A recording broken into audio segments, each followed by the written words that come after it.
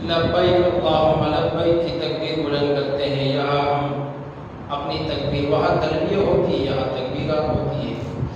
جیسے آج 9 ذو الحجہ ہے، فجر سے لے کے یہ تکبیرات شروع ہوئے ہیں، اور عید کے چوتھے دن یعنی 13 ذو الحجہ کے عصر تک یہ تکبیریں ہیں۔ وہ بعد میں بات ہوگی کہ تکبیریں کون سی ہے اور کب پڑھنی ہے، کس پر واجب ہے، کتنی واجب ہے، نہ پڑھے تو کیا ہوتا ہے وہ آخر میں۔ لیکن اس مہینے ذو الحج میں ایک اچھی اور ایک بہترین جو عمل ہے، اچھا عمل، وہ قربانی کا ہے۔ قربانی، یہ قربانی کا فلسفہ کیا ہے، اس قربانی کو سمجھنا ہے۔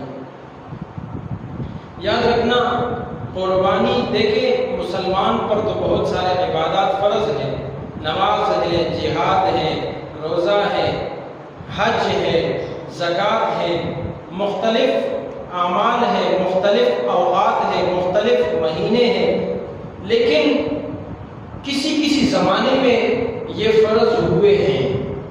لیکن قربانی یہ آدم علیہ السلام کے دور سے آ رہی ہے۔ چلیے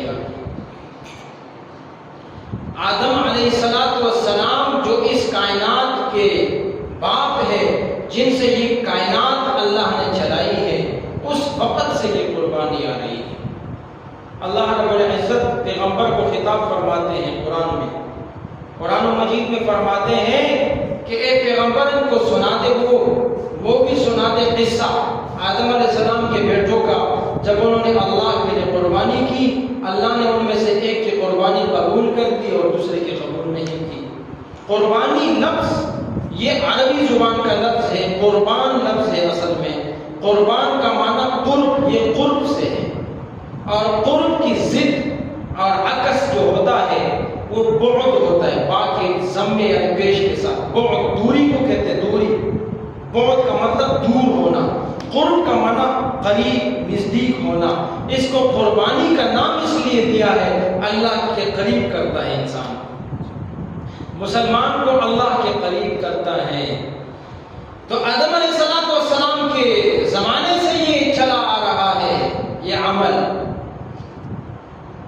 اور اللہ رب العزت نے قرآن مجید میں ان کے نام تو نہیں لیے، لیکن مفسرین نے فرمایا ہے کتابوں کے اندر کہ ایک بیٹا تھا قابیل، ایک بیٹا